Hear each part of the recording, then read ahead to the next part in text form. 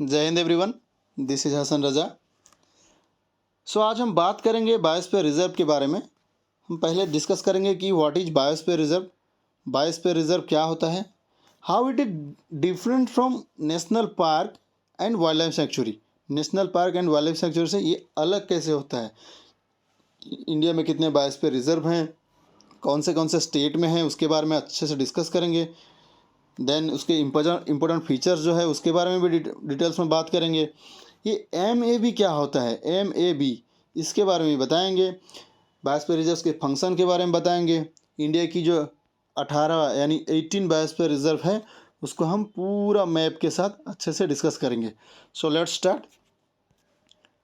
तो हम सबसे पहले ये जानेंगे, बेसिक से हम जानेंगे कि बायोस्फीयर क्या है, रिजर्व क्या है।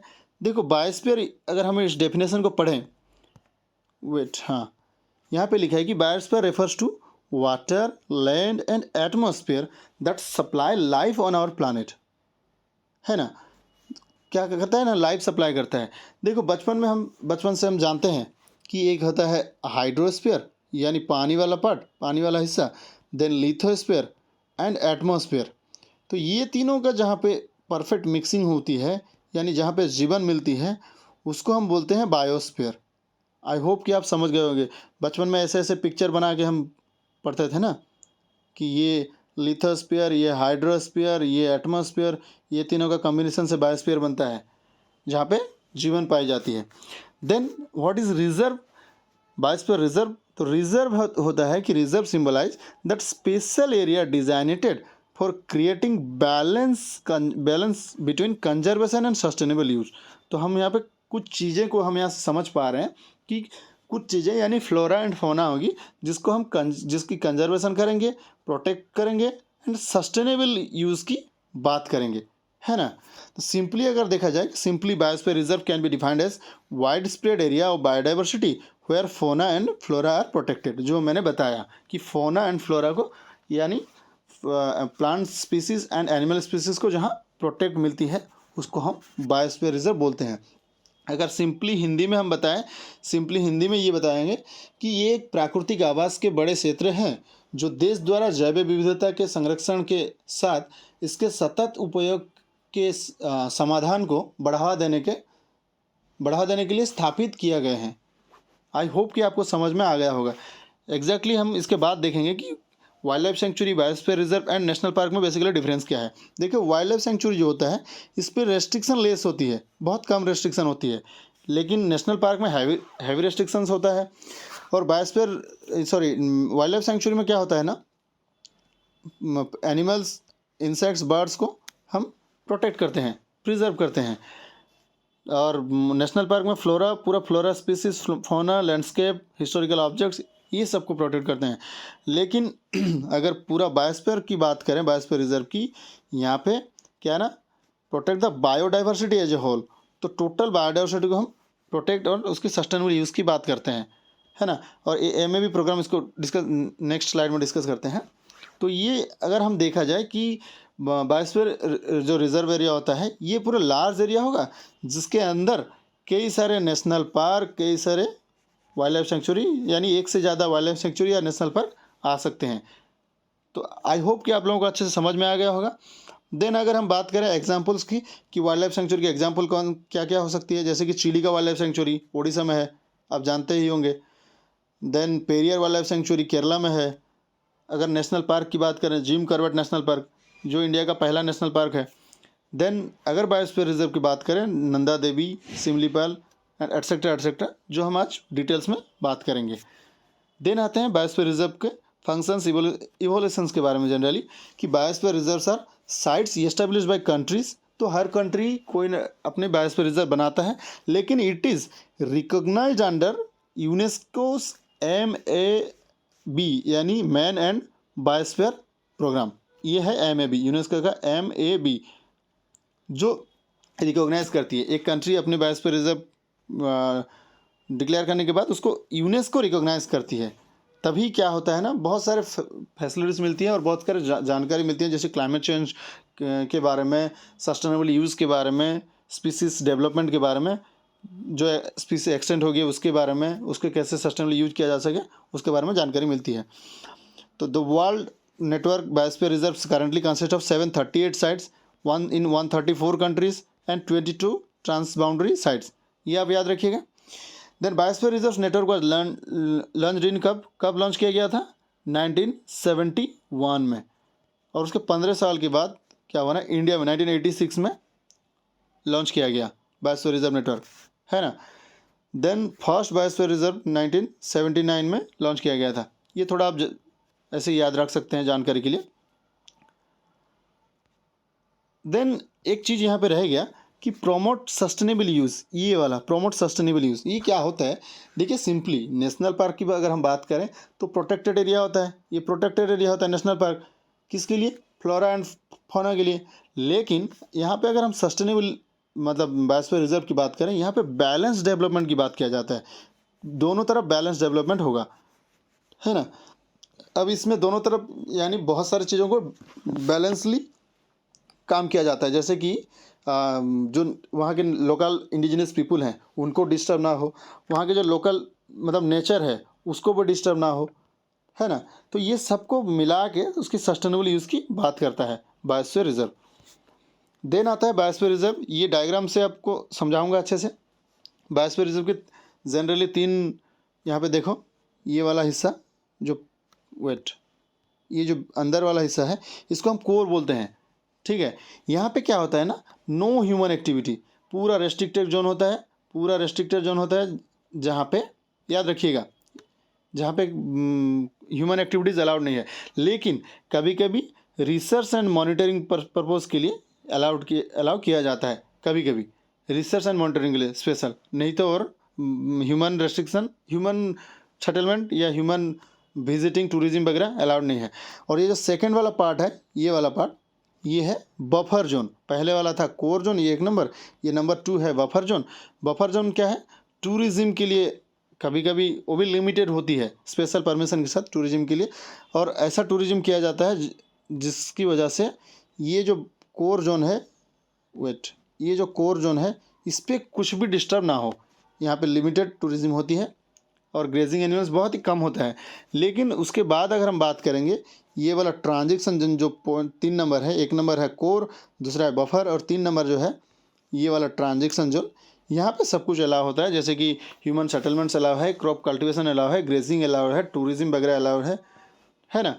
तो आप इसको थोड़ा याद रखिएगा कि कोर जोन में human restriction, human settlements allowed नहीं होता। देन देखेंगे फंक्शंस के बारे में। फंक्शंस में एग्जैक्टली देखेंगे, इसका 3 टाइप्स ऑफ फंक्शन जनरली होता है, conservation, development and research and monitoring, जो हमने बताया अभी। कंजर्वेशन क्या? Conservation of biodiversity, ecosystem, species, genes, ये सब की कंजर्वेशन किया जाता है। Development for a sustainable future, तो सस्टेनेबल फ्यूचर जो डेवलपमेंट की बात बोल रहे हैं, जैसे कि कौन सा स्पीसीज एक्सटिंक्ट हो गया है, कौन सा थ्रेटेंड है, उसमें क्लाइमेट चेंज की वजह से क्या इफेक्ट पड़ रहा है और कैसे हम उसको सस्टेनेबली यूज़ कर सकें, इसकी बात करते हैं। Research and monitoring in a world network, तो हम ये देख सकते हैं एरिया स्टडी के लिए, स्टडी ऑफ प्लेसेस, जैसे कि सपोर्ट ये वाला एक बायोस्फीयर रिजर्व है और यहाँ पे दूसरा कंट्री में एक बायोस्फीयर रिजर्व है, ठीक है।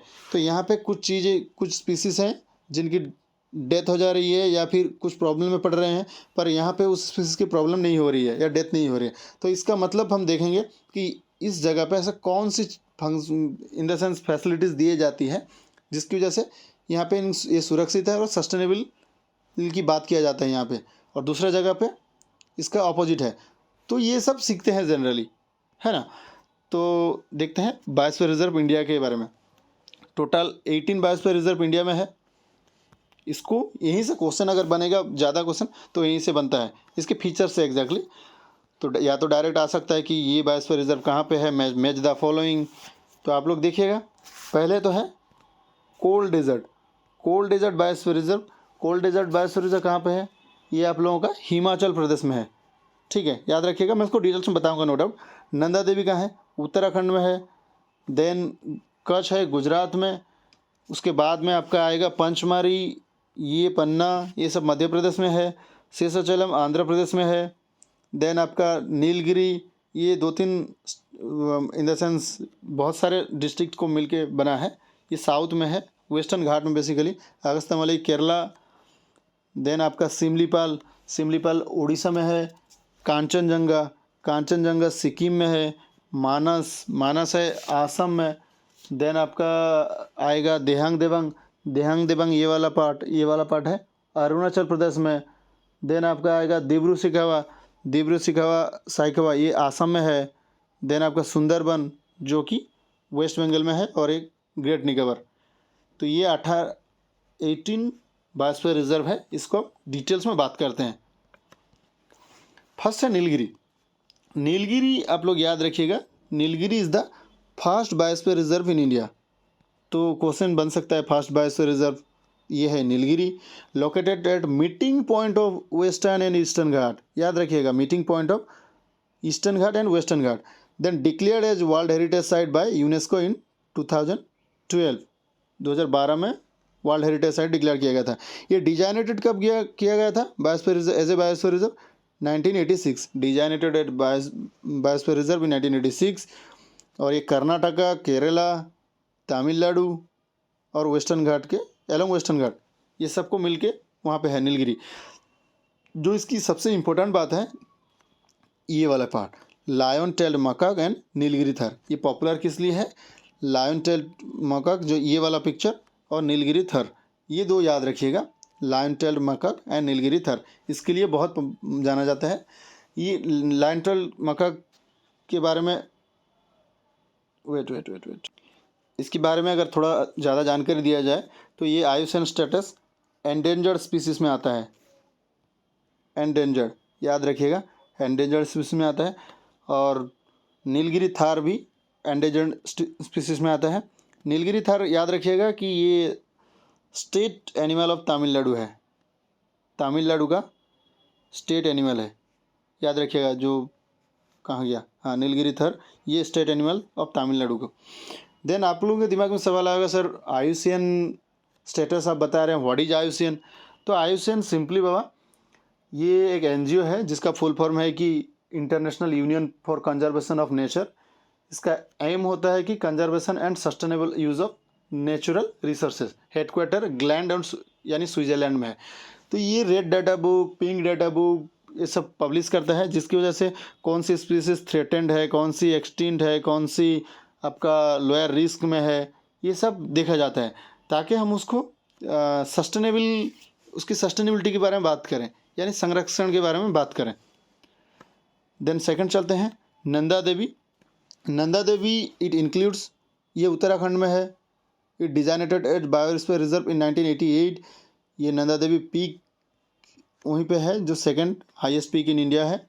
देन ऋषिगंगा रिवर, अगर क्वेश्चन आता है कि नंदा देवी बायोस्फीयर रिजर्व के सामने कौन सा, यानी वहाँ पे कौन सा रिवर फ्लो करती है, तो ऋषिगंगा याद रखिएगा।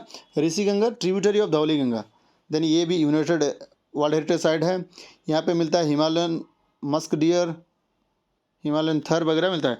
ये वाला है नंदा देवी, है ना, उत्तराखंड, याद रखिएगा नंदा देवी उत्तराखंड। देन नोकरेक, नोकरेक मेघालय में है। Located at Garo hills, located Garo hills याद रखिए मेघालय। देन की फना, अब गारो हिल्स के बारे में थोड़ा अगर ज़्यादा बात करते हैं, ये पार्ट ऑफ गारो खासी जयंतिया। गारो खासी जयंतिया आप लोग पढ़े होंगे NCERT वगैरह में, गारो खासी जयंतिया। एंड वो जो मौसीनराम है जो खासी हिल्स में है, हाईएस्ट रेनफॉल एरिया है, इसको भी आप सुने होंगे। देन ये पॉपुलर किसके लिए है? रेड फंडा के लिए। ये वाला रेड फंडा, ये वाला रेड फंडा नोकरेक बायोस्फीयर रिजर्व जो कि मेघालय में है, गारो हिल्स में, रेड पंडा के लिए पॉपुलर है। Red Panda state animal of Sikkim, Sikkim की स्टेट एनिमल रेड पंडा है, याद रखिएगा आप लोग, है ना। देन चलते हैं the great Nicobar biosphere reserve. Great Nicobar biosphere reserve बता दूं आप लोगों को, southernmost, it is the southernmost island of Nicobar island archipelago. Then 1989 में इसको डिज़ाइन किया गया था biosphere as a biosphere reserve. Andaman and Nicobar island के पास ही है। द की fauna of the great Nicobar is salt water crocodile, ये इंपॉर्टेंट है, सॉल्ट वाटर क्रोकोडाइल। यहाँ पे कुछ नेशनल पार्क वगैरह हैं, जैसे कि wild life sanctuary, Galathea wild life sanctuary है, Campbell Bay wild life sanctuary है ये वाली, Nicobarese and Shompen tribe. Actually यहाँ पे और भी कुछ चीज़ रिसेंट अपडेट हुई थी, जैसे कि वेट एक्चुअली यहाँ पे कुछ आइलैंड के नाम चेंज किया गया था। जैसे कि आप लोग जानते होंगे रोज़ आइलैंड नाम, अगर सुने नहीं होगा सुन लो। रोज़ आइलैंड उसको किया गया था नेताजी सुभाष चंद्र बोस आइलैंड, उसको नया नाम रखा गया था, नाम बदल के रोज़ आइलैंड को। नील आइलैंड था जिसको शहीद आइलैंड बताया गया था, शहीद आइलैंड। देन हैवलॉक आइलैंड को स्वराज आइलैंड, याद रखिएगा स्वराज। तो रोज़ आइलैंड को नेताजी सुभाष चंद्र बोस आइलैंड, नील आइलैंड को शहीद आइलैंड, देन हैवलॉक आइलैंड को स्वराज आइलैंड। ये 3 इंपॉर्टेंट है, क्वेश्चन बन सकता है इससे। और एक क्या बात याद रखिएगा, 10 डिग्री चैनल है, 10 degree channel, 10 degree channel divides Andaman and Nicobar. ये भी क्वेश्चन बन सकता है कभी कभी। तो या मैं कोशिश करता हूँ आप लोगों को कि एक्स्ट्रा से एक्स्ट्रा इन्फॉर्मेशन, ज़्यादा से ज़्यादा इन्फॉर्मेशन दे सकूँ, ताकि अगर उस टॉपिक से कुछ भी आपकी क्वेश्चन बनता है आप उसको छोड़कर ना आएँ। तो देन आते हैं gulf of Mannar. Gulf of Mannar number 5, ये 1989 में डिजाइनेट किया गया था as a biosphere reserve, first marine biosphere reserve in India. याद रखिएगा, first marine biosphere reserve in India. It is situated southern coast of Tamil Nadu. ये वाला गल्फ ऑफ मन्नार ये इंडिया है, प्यारा भारत। उसके नीचे वाले पार्ट में देखिए आप तमिलनाडु यहाँ पे, और ये है गल्फ ऑफ मन्नार। ये पॉपुलर किस लिए है, यहाँ पे एक पाया जाता है डुगोंग सी काव, ये वाला सी काव डुगोंग, जो एंडेंजर्ड मेराइन एनिमल में जाती है, ठीक है। देन देखते हैं दूसरा वाला सुंदरबन। सुंदरबन बहुत सुंदर है, तो आप लोग सुने होंगे सुंदरबन वेस्ट बंगाल में है। देन यहाँ के सबसे जो बेसिक इंपॉर्टेंट फीचर्स हैं वो वाला है royal Bengal tiger. Royal Bengal tiger के लिए बहुत जाना जाता है। ये भाई साहब देख रहे हैं, ये ही है रॉयल बंगाल टाइगर। देन कुछ नेशनल पार्क हैं, जैसे कि royal Bengal tiger reserve, Sundarban national park, 3 wild life sanctuary और भी हैं, जैसे कि क्या Sajnekhali bird sanctuary, lothian wild life sanctuary, holiday wild life sanctuary. और ये सबसे सुंदर इसलिए बोला था कि सुंदरी ट्री है, यानी मैंग्रोव ट्री के लिए बहुत पॉपुलर है ये वाला सुंदरबन। अच्छा, यहाँ पे एक किस्सा हो गया, मैं आपको जूम करके दिखा दूँ। ये वाला पार्ट, ये इंडिया का मैप एक्चुअली गलत दिया है। इसको हम करते हैं क्या, वेट, मुझे ऐसे जहाँ भी मैप दिखेगा इसके बाद, ये हमारे इंडिया के मैप के साथ छेड़खानी करते हैं। फॉरेन मीडिया का ये साजिश है, मैं गलती से डाउनलोड कर लिया। अब इसको हम क्या करता हूँ, ये पार्ट को भी ले लेता हूँ, पूरा अखंड भारत बना देंगे। हमारे मैप के साथ छेड़खानी करोगे तो हम पूरा ले लेंगे, ये वाला भी इंडिया को ले लेंगे। बहुत जगह पे देखा हूँ ये गलत मैप रहता है, हम लोग गलती से डाउनलोड कर लेते हैं। अब थोड़ा सा चैन मिली, इंडिया के साथ नो छेड़खानी। देन आता है आसाम, कहाँ पे, मानस, ये वाला पार्ट, वेट मानस है आसाम में। इसके इम्पोर्टेंट फीचर्स क्या है, ये यूनेस्को वर्ल्ड हेरिटेज साइट है। देन टाइगर रिजर्व भी है, एलिफेंट रिजर्व भी है, लोकेटेड हिमालयन फूटहिल्स इन आसाम। यहाँ पे गोल्डन लंगूर के लिए जाना जाता है ज़्यादातर, गोल्डन लंगूर यहाँ पे मानस में पाया जाता है। आसाम में और भी एक national park, wild life sanctuary है जो चक्राशिला करके, वहाँ पे भी गोल्डन लंगूर बहुत ज़्यादा पाए जाते हैं। Then Manas river flows through the west of the park. Manas is a major tributary of Brahmaputra river, थोड़ा याद रखिएगा इसको भी। देन सिमलीपाल ऑब्वियसली ओडिशा में है, 1994 में इसको डिजाइन किया गया था as a national park. Then इसका जो की फीचर्स है क्या है, royal Bengal tiger and wild tiger, royal Bengal tiger and wild tiger, ठीक है। वाटरफॉल्स है, जोरांडा वाटरफॉल्स यहाँ पे, बरईपानी फॉल्स, सिमुल ट्री के लिए भी पॉपुलर है, सिमुल tree. Hathgarh wild life sanctuary है यहाँ पे, सिमलीपाल टाइगर रिजर्व है, कुलिया वाइल्ड लाइफ सेंचुरी है, जो कि मैं घूम के आया हूँ ऑलरेडी, बहुत ही अच्छा जगह है नो डाउट। और अभी रिसेंट याद रखिएगा सिमलीपाल काई चटनी को जीआई टैग मिला है, जो कि उड़ीसा से है। तो ये देखिए, ये है मानस, ये वाली पार्ट, और ये वाला है सिमलीपाल, मयूरभंज डिस्ट्रिक्ट, इधर वेस्ट बंगाल, ये झारखंड, ये बालासोर डिस्ट्रिक्ट, ये केवंझर, ये वाला है टोटल आपका सिमलीपाल। देन चलते हैं दिब्रू साइखोवा। दिब्रू साइखोवा आसाम में है, स्मॉलेस्ट बायोस्फीयर रिजर्व, जो पहला एक था मैं बताया था लार्जेस्ट, और ये है स्मॉलेस्ट। स्मॉलेस्ट कौन सा? दिब्रू साइखोवा, ठीक है। ये बैंक ऑफ ब्रह्मपुत्र रिवर में लोकेटेड है। ये भी गोल्डन लंगूर के लिए फेमस है, आसाम में है, तो बहुत सारे आसाम में गोल्डन लंगूर पाए जाते हैं। देन मगुरी मोटापंग वेटलैंड यहाँ पे है, लोकेटेड है, इसको याद रखिएगा। देन 10th में है दिहंग दिबांग 1998 में, ये अरुणाचल प्रदेश में है। यहाँ के सबसे जो इम्पोर्टेंट फीचर्स है, ये है फ्लाइंग स्क्वेरल, ये वाली फ्लाइंग स्क्वेरल, ये वाला गोल्डन लंगूर है, ये वाली है फ्लाइंग स्क्वेरल, उड़ता हुआ ये पाया जाता है flying squirrel. Then Dibang wild life sanctuary यहाँ पे दिहंग दिबांग के में ही लोकेटेड है। यहाँ पे मस्क डियर, रेड पंडा, एशियाटिक ब्लैक डियर, ये सब भी पाया जाता है। तो ये जो आप देख रहे हैं हिस्सा, ये है Dibru Saikhowa wild life sanctuary. Then आता है पंचमरी। पंचमरी आपको बताया था मध्य प्रदेश, ठीक है ना। 1999 में वाइल्ड लाइफ सेंचुरी डिजाइनेट हुआ था, नॉन एज क्वीन सतपुरा, क्योंकि यहाँ पे बहुत सारे सुंदर भेलियाँ हैं, इसको क्वीन सतपुरा बोला जाता है। ये पॉपुलर है जियांट स्क्वेरल, जायंट स्क्वायरल के लिए पॉपुलर है। देन बोरी, पंचमरी, सतपुरा नेशनल पार्क यहाँ पे पाया जाता है। कंचनजंगा अगेन सिक्किम में है।